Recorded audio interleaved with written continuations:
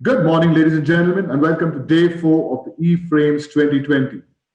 We start this day with a panel titled Ensuring a Fair Marketplace for the Creative Economy in a Digital First Marketplace. To tell us more, I would like to invite Mr. Vivan Sharma, partner Koan Advisory Group, to introduce the panel and take it forward. Thank you. This is the last day of the conference, but the topic that we're discussing today is it really straddles across a lot of the things that have already been discussed, and so it's a great starting point. Before we move further, Mr. Jehil Thakkar from Deloitte will be presenting a report that will be released shortly at Frames, which is titled The Economic Impact of the Film, Television and Video OTT Industry in India. Over to Mr. Thakkar to present this, and it will be great context setting for the panel to follow. Thank you very much. Good morning, everyone. I wanted to give you an overview. I don't have, we were not able to get the presentation for the slides, but I wanted to give you an overview of the report that is releasing today. We've done this report in partnership with the Producers Guild of India, FICCI and Creative First. And this is the third time we're doing this report, and it's an honor to present it at Frames for the second time this year. Now, there is a lot of data in here, and you'll see it when you read it, including film sector performance projections, etc. But I really wanted to focus this overview on 2 or 3 key messages here, and mostly around the massive impact that film, television, and online video services has on the economy of India. Now, a few highlights. What we did in the report is we cover the direct impact of these sectors, the indirect impact, and then the non-quantifiable but the important economic impact, such as economic and non-economic impact, such as soft power, brand building, etc. So, if I come to the direct impact, these sectors really have the most commonly cited figures in terms of revenue, etc. About 1.2 trillion rupees, which is about $16.5 billion, 1,20,000 crores.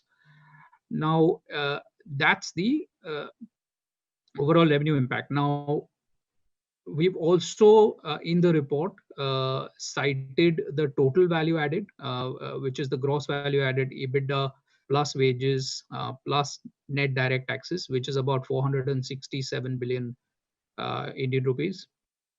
And if you look at the job impact, directly these sectors employ about 8.5 lakh people, which is fairly significant. Now, if we go to some of the indirect impact, things like travel and tourism, consumption, real estate. So, when you're shooting, you might go and build studios or buy hospitality services. The indirect impact is close to 3.5 lakh crore rupees, 3.5 trillion INR, about almost $50 billion. And the employment impact of this is close to 2.7 million jobs. Again, significant. If we go to the non-quantifiable impact, national integration, messages, the soft power that India needs to project around the world, learning and education. I mean, the impact is really immeasurable, but ubiquitous. Now, the reason we're articulating this impact is really to put this as context setting for industry and policy makers as they move forward in the regulatory environment. Now, we estimate that this industry, if it grows at about 10.5% base level, can add about $33 billion in gross output and 1.1 million jobs over the next 5 years. Now, obviously, COVID has thrown a bit of spanner in the works, but as soon as we get back to normal, and I believe we will soon, this impact is going to be significant. And if these growth estimates are follow high growth path, these estimates could be 40 to 50% greater. Now, how do we get this industry on a high growth path? I think really 3 points that I wanted to touch upon. One is, let market forces run. Really, the case for light regulation in this industry is more significant than almost any other. I mean, given the impact that it has. This is an industry that's got entrepreneurship in its DNA. I mean, if you look at how cable has come up, or the number of television producers we have, I mean, it's really organically grown with market forces and grown to such a size. So I think the case to let that to continue to happen with light touch regulation is completely there. Second is create a culture that respects IP. That is really critical. Create an environment that both through laws and cultural change respects the IP environment. That's the only way this industry is really going to get to that growth path. And of course, continue on the path to the initiatives that have been started on the ease of doing business. And some of the ways I think we can do this is, one, creating incentives promoting IP creation, such as benefits for R&D, subsidies for film shooting, industry status, all of that. A cultural change. And while some people say, oh, how do you bring about a cultural change? Indian consumers don't like to pay for content, all of that. There have been significant awareness programs that the country has executed. I mean, if you just take Swachh Bharat Abhiyan, for example, I mean, the visibility, the awareness and change that is brought about in a lot of people, prove that this can be done in India. So I think that's the second. And the third really is, executing well on whatever regulation and frameworks have been put in place, laws that are in place or contemplated.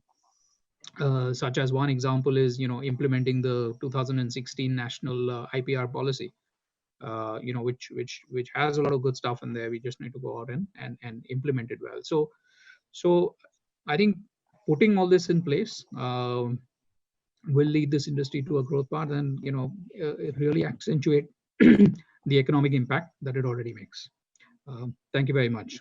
Back to you, Vivan. Thank you, Jehil. You have given a lot of good segues for our conversation, and one of them is the centrality of intellectual property in the digital marketplace, which is not a readily understood theme, but IP does sit at the heart of the internet in many ways. One of the indicators of this is that over 50% of bandwidth consumption in India today is through video consumption. A lot of which is through video on demand and video streaming platforms. And increasingly, even in the music space, most consumption is happening on digital platforms. And like you said, this is so far an unregulated space, Jehil, and whatever regulation exists is largely either a spillover of legacy regulation. For instance, in broadcasting or print, there are impulses to create similar regulatory frameworks for digital.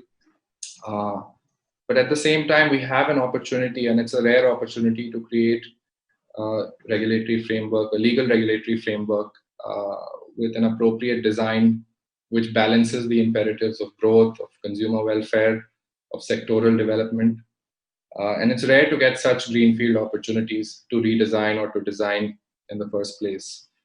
But at the same time, I think we shouldn't kid ourselves. The digital space is not necessarily an easier space to regulate.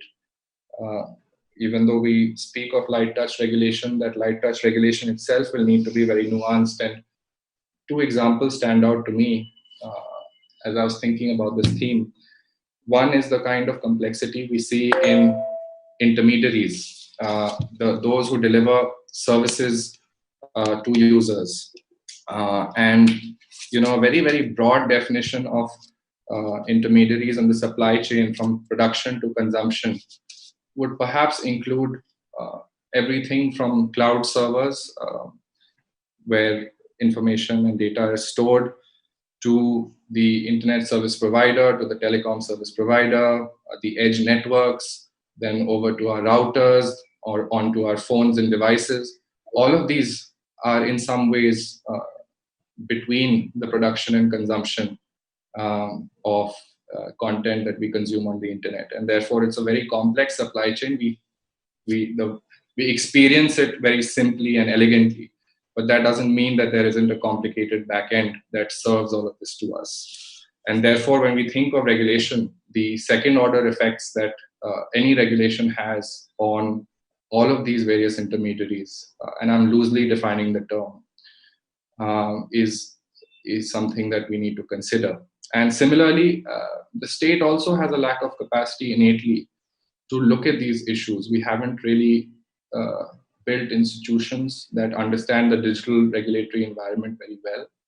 And this is no easy task as we go ahead.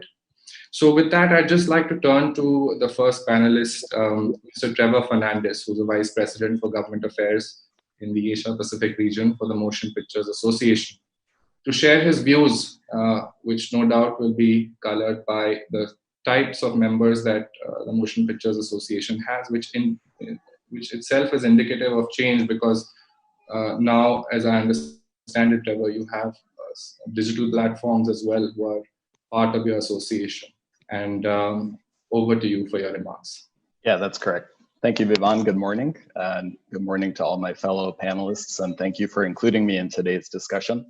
Yes, at the Motion Picture Association, more than ever, we look at advocacy and policy priorities related to digital platforms for our 6 studio members.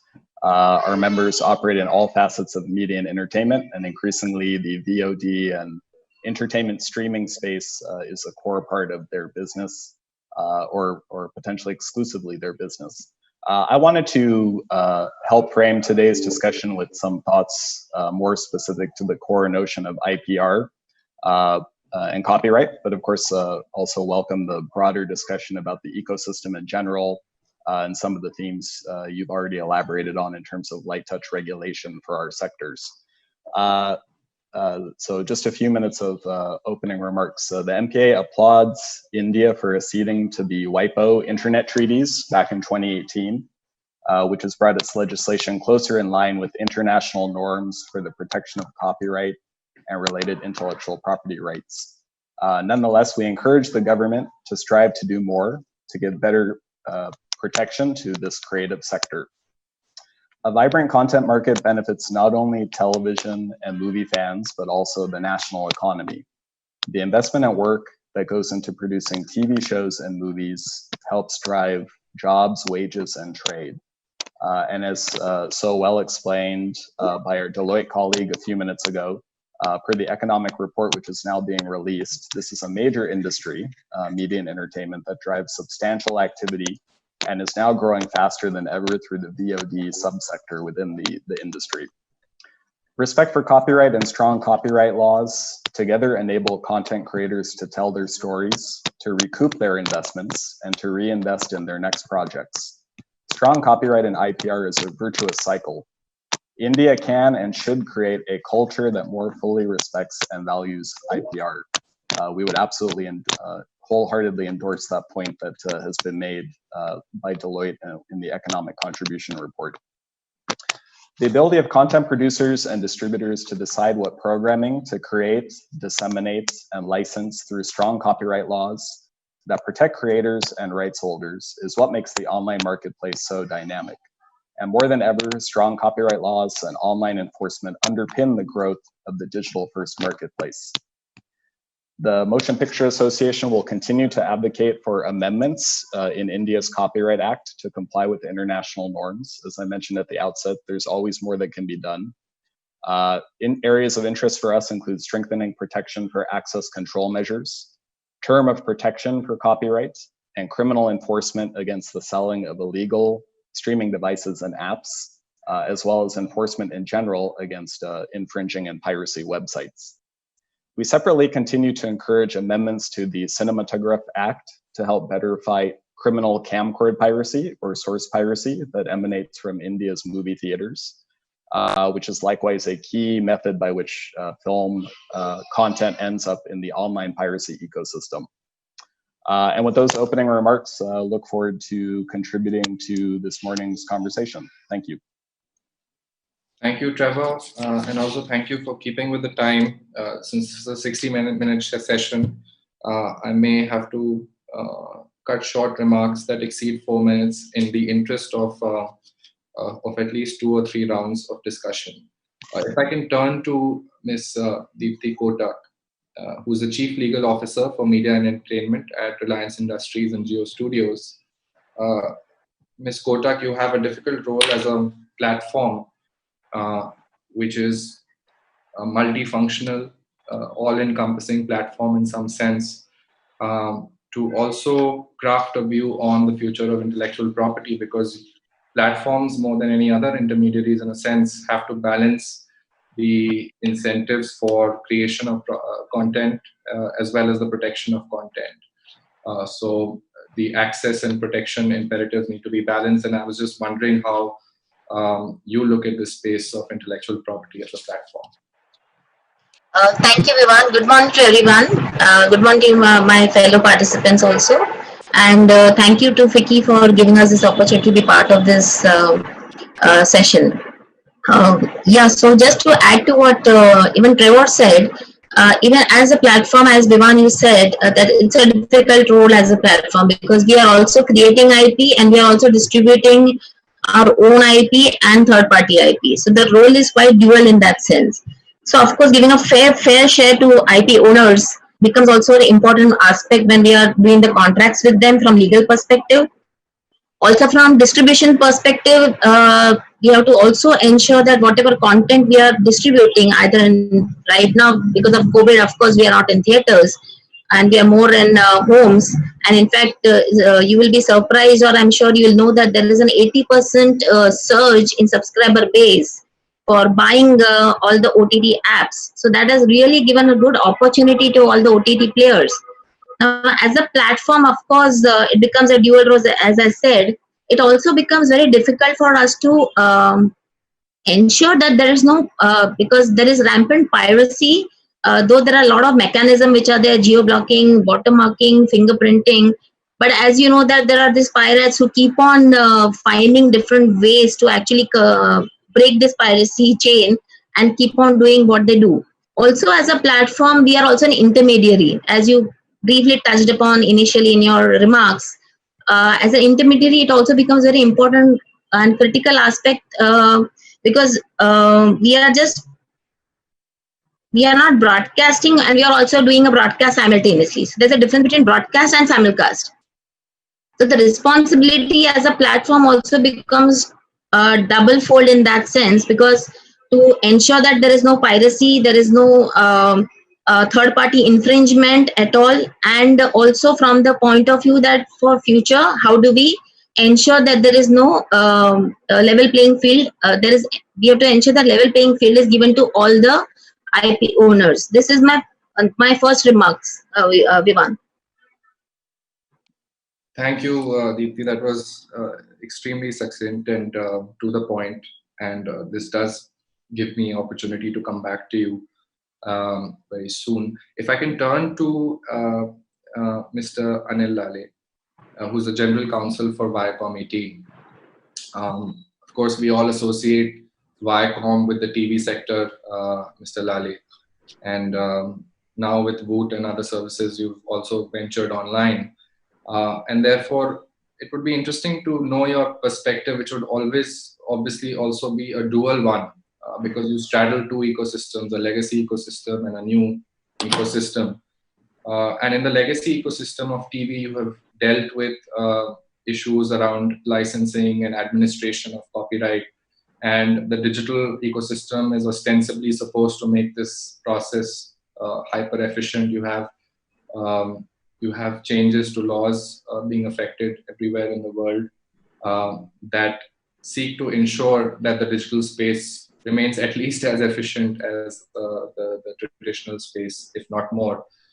So any thoughts on how you straddle these two what you see as potential risks from the legacy ecosystem spilling over into the digital would be instructive for us all. Thank you, Vivan. As a broadcaster, yes, we are a legacy player where we are on the linear front of the game. When we are looking at an OTT platform like Boot, it is in the non-linear front where there's two services. One is push service, which basically pushes content to the living rooms of the audience, and other is pull service, which consumers pull for using the personal devices more than a common viewing device like a TV. But smart TVs are also catching up. But even then, it's more of a pull model than a push model, the on-demand platform that we see, like Boot, Netflix, or Hotstar, all of them. What we see here is that, from the regulatory perspective, if you see the broadcasting has been, suffering from an over-regulation for the past lot of years.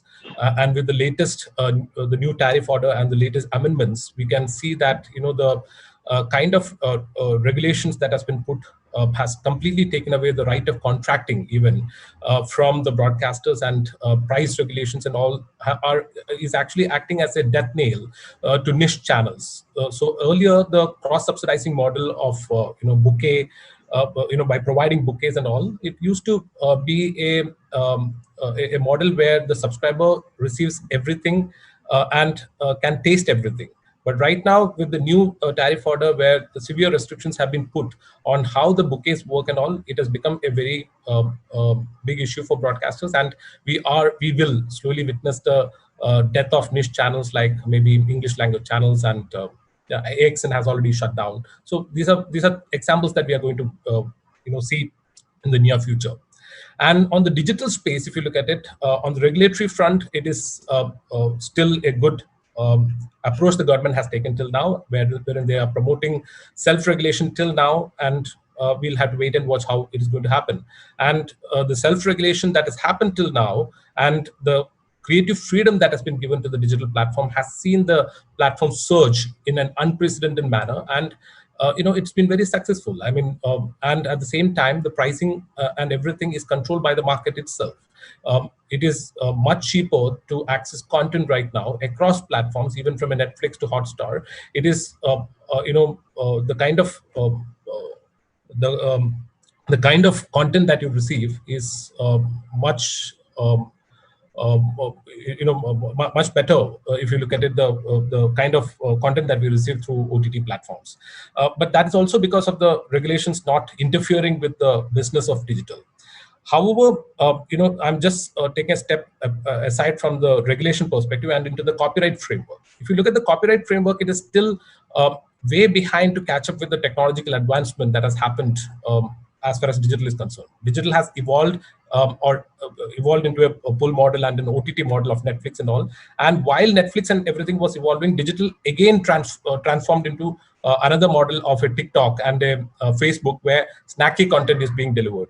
So the pace at which technology is developing or evolving is at a breakneck speed, and because of which our Copyright Act has not even caught up to even a Savin model or a Wing model, because the best example for this was a judgment of Tips versus Wing, which was passed last year, wherein the Bombay High Court actually looked upon the interpretation of the Government of India regarding Section 31D and said that statutory licensing in respect of internet streaming services is not included in the definition of broadcasting under the Copyright Act.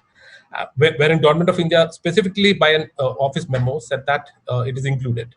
However, the High Court held that if it was the intent of the legislature to include internet broadcasting, which was prevalent at the time of the act being passed, it would have specifically called it out. So because of which now, internet broadcasting is not part of Section 31D, or internet broadcasting is not part of broadcasting. So rights like statutory licensing or even the protection which is available under the broadcast rights, broadcast reproduction rights, is not available to a webcast. So things like this also has to be looked upon by the government, and maybe right now the law and digital platform actually works in two parallel universes. So this may have to converge at some point of time, and the law has to catch up for a proper protection to be given for the digital platforms as well. And there are, this is the, like the Music License Modernization Act in US, which requires a blanket license for where a digital platform can go for a blanket license because instead of a Section 31D here, even Section 31D is not available for a digital platform here. But even if it was available, it would be very cumbersome for a digital platform to go for a Section 31D license, statutory license in India, because you have to give prior notice and it has to be a work-by-work license. So there are a lot of issues, that has to be figured out before, a effective copyright mechanism supporting the digital growth, is in place in India. And that is, I think, something that we have to look forward to. Thank you. Thank you, Mr. Lale. Amit, if I may turn to you now, there's a lot of themes that have been discussed. And there is a general question and a specific question that I have for you. The general question is, following from Mr. Lale's remarks, what is the role of the judiciary versus the legislature in charting out the path for regulations in the digital space? Obviously, we're in a vacuum, and nature abhors vacuum. Judiciary acts, and we've seen that in the case of Tips versus Wink, as Mr. Lale mentioned. So one general question on that. And second, specifically, some may argue that statutory licensing and price regulation are two sides of the same coin. And how would you respond to that contention with the context of Mr. Lale's remarks? Sure. Thanks, Vivan, and hi to everybody on the panel. Nice to see many faces after a long time. I think 90 days, much like we all dress for our video conferences, I'm hoping this conversation won't be top up only. We kind of explore more aspects of what we all love calling a nuanced sort of subject. I think what has happened, Vivan, and is really that the change that we were already seeing in terms of these words that I've been hearing for a long time, convergence and platforms coming together, and the seamlessness of how content is being exploited or capable of being exploited, was already happening. It's just that COVID just accelerated the drive of eyes and content to the digital platform side. What that has resulted in my personal view, is many conversations have been left unfinished in terms of policy and how policy should address a lot of these platforms. Another aspect, I think, of complication, if you were to call it that, or twist in the tail, is where platforms have become content owners, and content owners have become platforms. And so therefore, throwing up, perhaps not policy challenges, but complications in policy choices, and as to what is, what fits a larger part of the industry from a fairness perspective, the content creator industry, the platform, industry, etc. In my view, the role of courts is to interpret laws, and lawmaking has to approach the formulation of policy from a perspective that industry is involved, and industry is able to better advise government as to what the nuances are when policy is being formulated. Especially where you look at digital technology, with the speed with which there are variations and innovations and disruptive business models that are coming out. I think there would be broad consensus that the law can't keep up, but at the best, the law must be broad enough to take into account innovations in the future. And to some extent, the law has not done that. And 31D, for instance, is a clear sort of indication to my mind where the law has perhaps not taken into account, the Copyright Act may not have taken into account how technology has changed and how technology has not changed traditional business models.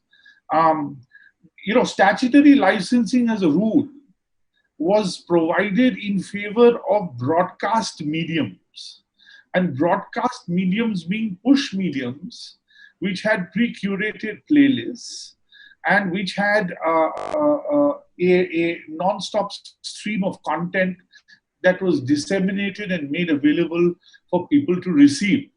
I think what we've done here is, and this entire argument has conflated types of businesses or models and tried to lump them under a large nomenclature of what is known as a broadcasting organization.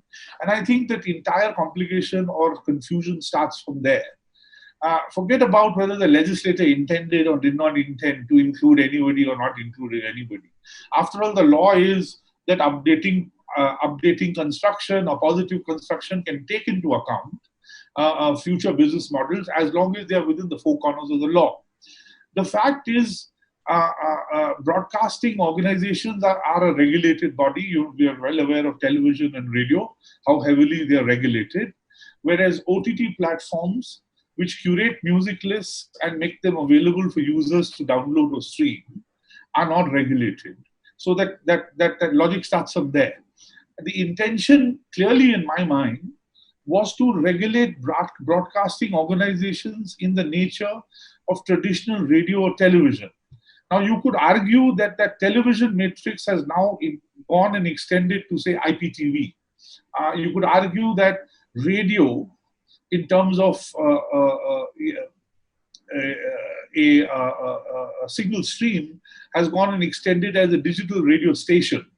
But I think the law must be alive enough and nimble enough to be able to draw these distinctions between business models. Otherwise, you can continue to amend laws. You can continue to go back to courts. But if your law is not broad enough or law is not nimble enough to be able to draw distinctions and cover businesses which should be covered and which should not be covered fairly, you're going to continue to have these, this sort of confusion in industry. It's never going to change. Thank you, Amit. A lot of things there, and I tend to agree with you on the need for definitional clarity in law, and the need for legislators to actually look at these issues seriously. And it goes back to some of the context that we set on these issues not necessarily being simpler than they were before. In fact, the degrees of complexity have increased and state capacity is not kept up in many ways. And that state capacity theme also is something that I wanted to bring Ms. Priyanka Joshi in on, who's the General Secretary for the Indian music industry, which, Priyanka, just looking at this digital space from a copyright management perspective or a copyright administration perspective, obviously collective management organizations are trying to evolve to meet the challenges of the digital era. But what would be your recommendations in terms of what government should do to make sure that we don't lose degrees of efficiency in the digital space, at the same time maintain the levels of transparency and standards and hygiene that are required to make sure that CMOs or collective management organizations function with the highest levels of corporate governance? And also, someone mentioned the IPR policy earlier and the implementation thereof. We're already at reaching a time when it's time to review what we've done in the policy and start to square off and look at the next version of this policy. So any recommendations on that front as well would be welcome, because the IPR policy does deal with copyright administration pretty squarely. So over to you, Ms. Joshi. Thank you. Thank you, Vivan, and hi, everybody. Thank you, Vicky, for this wonderful opportunity to be a part of this panel. Okay, your question's a little more complex than it sort of appears to be. When you say in terms of policy, what you expect out of the government? Well, see, you can no longer say technology is the future. Technology is now the present. I don't know what the future is. But our policy in terms of our laws or our regulations are way back in the past. So when you're speaking of a policy change, I frankly don't know how much of a policy is going to really help. I'm sorry, I'm going to be, my opinion might be very different from what is expected, but I don't see policy really as the sole answer to the situation that we are in currently, because it's not just, I mean, in India, it's also pretty much everywhere that technology always beats policy. So I think the answer lies somewhere in more an amicable understanding between stakeholders. I know it's a utopian, idea, so to say, but I think the answer lies somewhere in having a more amicable, a more mutually agreeable, understanding between the stakeholders. And yes, policy should only be your basic support. You can't solely rely on policy because of the sheer complexity of the business ecosystem that we sort of function in. When you speak of the IPR, yes, for sure. I mean, I'm going to limit myself to copyright because, well, that's pretty much what concerns all of us here. Yeah, there definitely needs to be an overhaul. Like, for example, I mean, I think for me personally, the 2012 amendments have caused more confusion than, I mean, brought up more questions than the answers that they were supposed to be as, So I think, yes, definitely there needs to be an overhaul. There needs to be more simplicity in terms of understanding. There needs to be more simplicity in terms of, intent, in terms of definitions. Yes, it needs to be something that where we don't keep rushing to courts for interpretation. The law should read for itself. So yeah, I think that's what I would like to say. Thank you, Ms. Joshi. And finally, last but not least, if I can turn to Mr. Taijin Lee, who's the Regional Director for Manila Copyright Center, KCOPA. Mr. Lee, we have laid bare for you all the debates in India around copyright and a fair marketplace. Could you please shed some perspective on how your country has gone about looking at these debates, reconciling them with the fast pace of evolution of technology? As Ms. Joshi mentioned, how do laws, policies, and state capacity keep up, or do the solutions lie outside? Thank you, Mr. Sharan. Good morning, everyone, panelists and moderator.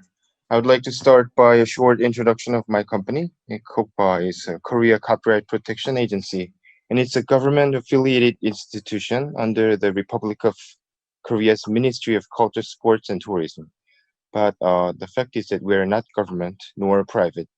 So we pursue a very unique identity as public institution in charge of copyright protection matters, and our mission is to establish a strong yet flexible protection infrastructure for Korea's copyrighted materials at home and abroad.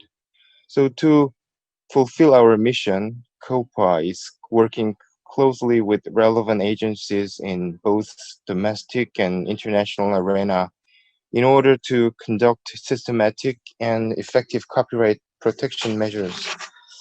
So this is a short introduction of my company, and to share a little bit of my experiences in Korea in terms of combating piracy.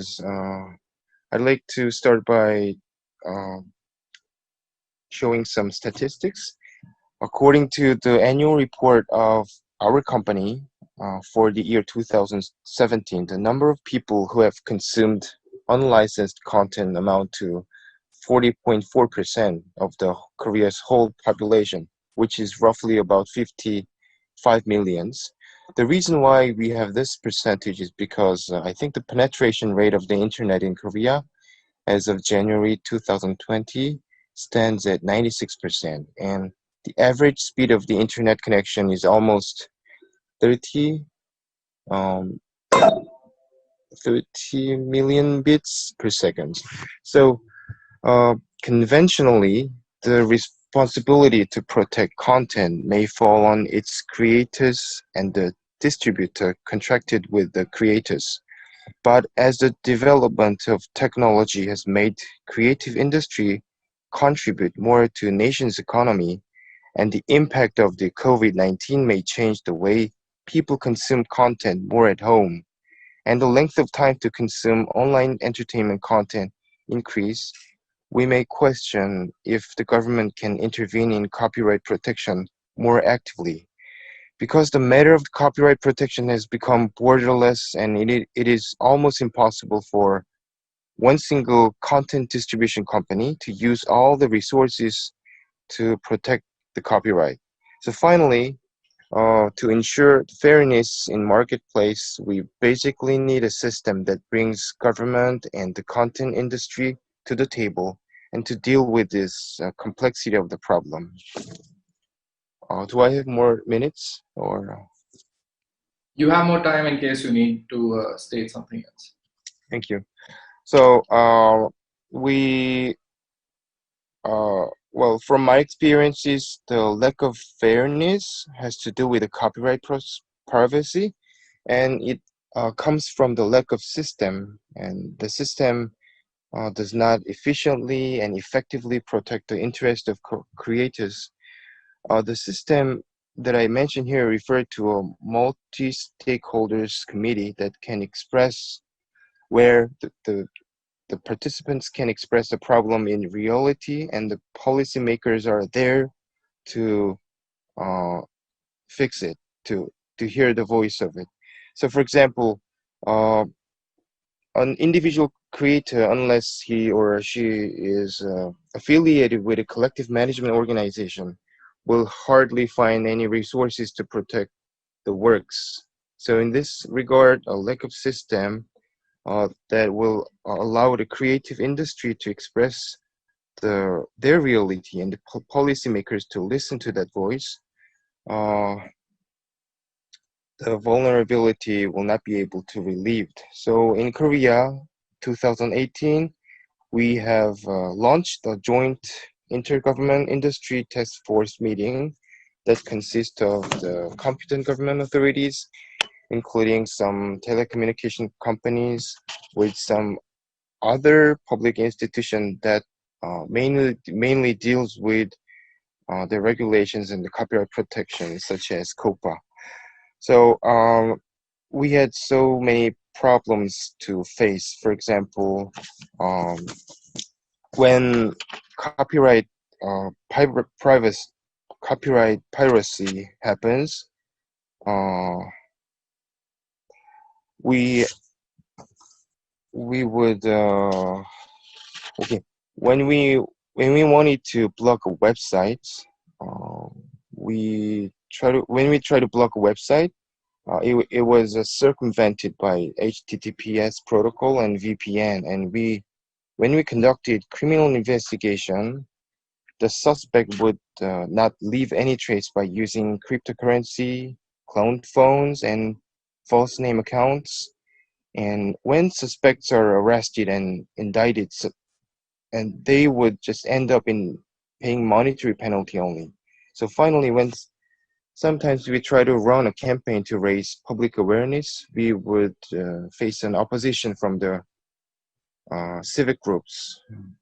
So in order to cope with these kind of problems, we succeeded in developing technology to block a website that can avoid circumvention, and government allowed the new technology to be adopted and exercised. And at the same time, to guarantee the crackdown works properly, the investigative organizations started sharing criminal intelligence among them. And prosecutors must be able to demand higher penalty. And when we improved supporting laws, government made sure the reaction is taken in a timely manner, because in this world, the protection is only valid if it is fast in content industry. And thirdly, for example, the public awareness raising activities ran along with government and content industry all together, such as producing ads featuring celebrities, speaking out copyright infringement, and airing them on TVs, and publicizing ads on social media and government publications. Thank you, These Mr. are, Yeah. now we have about 15 minutes left, so sorry for cutting you short, but I think you've given us all a very fair picture of how Korea has gone about this, and the Korean success with the content and creative industries is evident to us all, and clearly the formula that you've just outlined is instructive for a lot of other jurisdictions, including India. If I can just turn to each of the panelists very quickly for a minute or two of sort of supplementary remarks, which can give a sense of completeness to this discussion. If I can, in the same order, turn to Mr. Fernandez. A lot of the stuff that Mr. Lee mentioned is also your daily sort of work in India.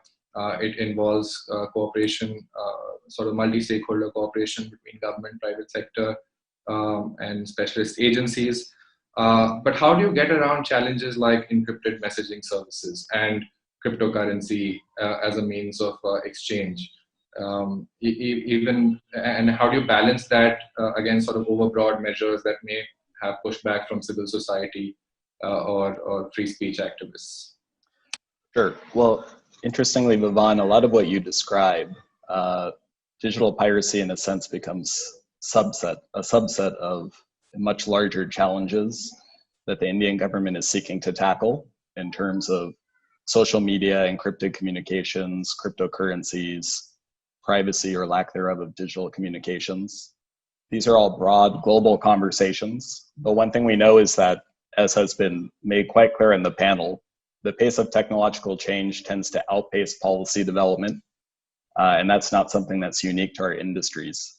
So one of the things I would go back to is, a theme that has resonated from the outset of this panel, which is this notion of creating a culture of strong IP protection, educating people about the value and respect for IP and copyright. That ultimately remains critical in terms of underlying all these themes and informing these conversations. In terms of specifics when it comes to enforcement, as Amit and our other partners know, India does have I would say, quite effective judicial regime in terms of judicial site blocking as a primary form of fighting infringement online. We do feel that has been very successful, and that is not something unique to India. There's a global precedent in terms of the effectiveness around site blocking.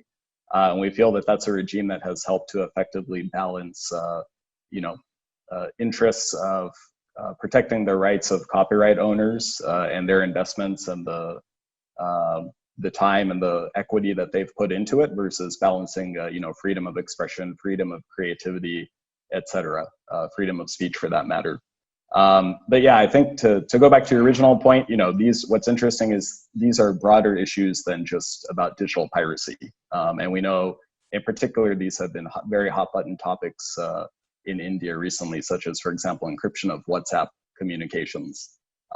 We hope to be stakeholders and part of that conversation as the government seeks solutions. But ultimately, the solutions will probably have a larger societal benefit in addition to copyright protection. Thank you. Ms. Kotak, you mentioned the subscription surge as a result of COVID. I think we're seeing that it's a secular surge across all digital services. What impact do you think, and there's always been this need of companies operating in India within the broadcasting space and now also in the platform space to always straddle two markets, the advertising and the subscription market, to make sure that you're capturing both Bharat and India in some sense. How does the surge in subscriptions reconcile with this dual strategy that has always existed in this market? And what does it mean for stakeholders in terms of the value that you generate for them and the levels of fairness that a subscription market ensures versus a mixed market, or let all models run freely and let the best model win? What is your view on this? Vivan, actually, as Reliance, Jio is actually right now free for everyone, all the subscribers. So as part of the Jio subscription, of course, the content is given to them free. Right now, we are not charging any subscriber. So on that, I won't be able to comment right now. But yes, of course, I would like to add certain things which, after hearing all the other panelists, in terms of the topic of the day, is one is, in terms of the regulatory, we all spoke. We also need to have a lot of unified regulation governing the administration and distribution of royalties. My suggestion also would be that, we all have difficulty in getting licensing, so we should maybe have some single window licensing regime.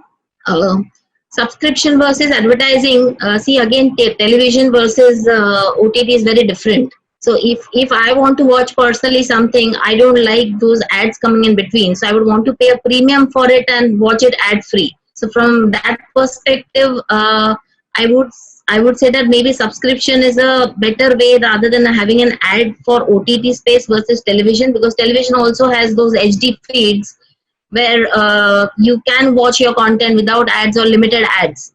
Further, in terms of, I would say, Priyanka also spoke about, and Amit also touched it upon, there are a lot of these issues which coming in copyright infringements.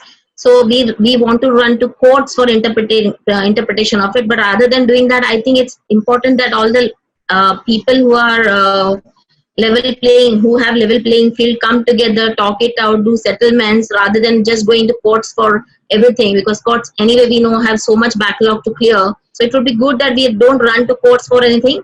And in terms of Copyright Act, I would say that yes, the amendments had an intent to, of course, bring more clarity from legislation point of view. But unfortunately, what has happened, maybe at the time when the amendments came in, we didn't have so much of digital search, and right now we have reached that stage where we need some clarifications and interpretations to be put into form of clear law, so that we all are clear of our own roles and responsibilities vis-a-vis from each point of view, from company's perspective. Thank you, Ms. Kotak. Mr. Lale, if I can just ask you the very broad question of, do you want a new copyright framework, or do you think that amendments to the Copyright Act will do? So, copyright framework, if you look at it, it is basically in the present framework is in line, or is trying to align with the international treaties that we have. So a completely new copyright framework is not something that I think from an international perspective also is what we are looking at, but is to amend the Copyright Act to an extent where it matches with the technology as well as the business realities that we are facing. And also I think, it is high time that we take a closer look at piracy as an issue, as an infringement is defined under the Copyright Act, and a repeated infringement has a higher penalty. All these things are fine, but there has to be a policy framework which basically tackles piracy more effectively. When I follow up on that thought, and sorry for interrupting, but does that mean, and also for a wider audience, does that mean that the Copyright Act has to resonate in other legislation? There has to be, more synergy with, say, the IT Act or the Cable Television Network Act. What does it mean when you say that we need to account for this? So when I'm saying, piracy has to, we need to take a closer look at piracy, and the law has to adjust in that manner or adapt in that manner. What I mean to say is that we are looking at people who are running piracy as commercial enterprises, which basically is a parallel economy or a bigger economy than the real one right now on the digital space. So there needs to be a central, infringing website list, for example. That infringing website list, there are models existing in the world for this kind of an action. There needs to be a nodal agency, as in a central agency, which can take action in case of piracy. Right now, we have to go to court. If when we are coming out with a movie, we go for a John Doe order, and then that John Doe order has to be sent to the ISPs to block the websites as and when the pirated content comes up. So instead of all this, and again, Viacom 18 did a public-private partnership along with other broadcasters like Sony and Star, wherein we partnered with the Mumbai crime branch to set up the MCDCU, set up a cell with the MCDCU to fight against piracy. But again, the territorial jurisdictions is not only between countries, but also within state. between states in India. So why we get caught in a lot of red tape when we try to tackle piracy. So that red tape needs to be removed by creation of a central agency which can actually tackle piracy more effectively. And the law has to also develop in such a manner where maybe define piracy. It is several levels above a normal infringement or even a repeated infringement. Here we are talking about commercial infringement. So let law take a closer look at it. Let law prescribe more, severe punishments for it. Let law take, award more damages. And also central agency. When I'm talking about central agency, again, a lot of speakers spoke about the territorial barriers are not there as far as digital piracy is concerned. So what happens is that a pirate is sitting outside the territorial jurisdiction of India and doing piracy in India, where the law has a territorial jurisdiction. It cannot extend the hand outside the territorial jurisdiction of India and catch hold of the pirates. So maybe the central agency that we are talking about also needs to have inter-country cooperation in the combat against piracy. Piracy is because it also funds terrorism. It also funds a lot of illegal activities. So this is not just a threat to the the creative content creators, but also to society as a large. And it is high time that people take note of it and act in that manner. I mean, the lawmakers, I'm able to say. Thank you. Amit, Mr. Lale always gives good segues for me to bring you in. The finance minister has been talking about decriminalization of laws as a way to incentivize investments. At the same time, a lot of digital and traditional industries are asking for a graded approach where commercial infringement is treated differently. How do you reconcile these debates? And also, if we can touch on very briefly, what should India do in terms of cross-border piracy? As Trevor pointed out, where the cross-border aspect is concerned, the Indian courts have actually, to all our pleasant surprise, been really, really active and very innovative with their side blocking orders, and even kind of coming to a point where the dynamic injunction, which means that one doesn't have to go back to the judge, but has to go back to a joint registrar to add more variations of a certain pirate website, are now blocked. And that is a significant sort of precedent. I think primarily what the government and policymakers need to look at is the administrative version of site blocking, which makes it easier on rights owners, cheaper for rights owners, and functionally more efficient to block websites and bring in that law. I mean, we've had, honestly, there's no excuse. We've had Section 69 sitting there without an incorporation for copyright law, while everybody knew that, there is a certain, near devastating toll that website and offshore pirates take on the economy, especially the media economy, and nothing has been done about it. At the same time, what I'd like to add is India needs to start looking at developing technology policy, especially when it touches content, from an international comparative study approach. Vivan, as you pointed out in your notes to us yesterday, the Music Modernization Act is one such act which actually answers both the industry imperative and also answers what an industry asks for this. The music industry asks for this. It's not as if the platforms ask for this. It's the conversion of mechanical licenses into blanket licenses through one music and central collective to make it easier to collect, to make it easier to value, and so there's fairness, in the system. I think a lot of these stresses are about two very simple questions. Who do I pay, and why should I pay? Since we're running out of time, Priyanka, thoughts on this? And then very quickly to Mr. Lee, and then we close. Yeah. Thoughts on what Amit said in 30 seconds, if possible. I think I'll just limit it to the Music Modernization Act because I think that's where he left off. I just simply think that yes, it's a very optimistic thought that yes, something like music modernization should be brought into India. But I think that in terms of Indian copyright regime, we are far behind. Music Modernization Act is a really complex, an evolved ecosystem legislation. And I think first we need to get our basics sorted. So that's my opinion. If we can just end with 30 seconds from you, Mr. Lee. Anything you wish to add to here in terms of modernization of laws across jurisdictions to deal with international challenges would be welcome. And then we close this in 30 seconds, please. Thank you very much for everything. I didn't actually know about the status of the development of the legislation in India, but in Korea, we have drafting the law to make a revision to the current copyright law that has a similarity to the Music Modernization Act in the US. So just to let you know. Thank you very much. That's very, very useful for us all to know, and we'll closely study those developments. Ladies and gentlemen, thank you for being here. I think it's over to the next session. I've been getting pop-ups reminders. Thank you, everyone. Thank you so much. Thank you to the panel. It was wonderful listening to all of y'all and very views on this entire scenario right now. Ladies and gentlemen, we'll now move to the next session, starting in about 5 minutes from now, which is titled The Business of Music in an Artist First Economy. We have one of the biggest names in the Indian music industry. Please don't go anywhere. Stay right here. We'll be right back.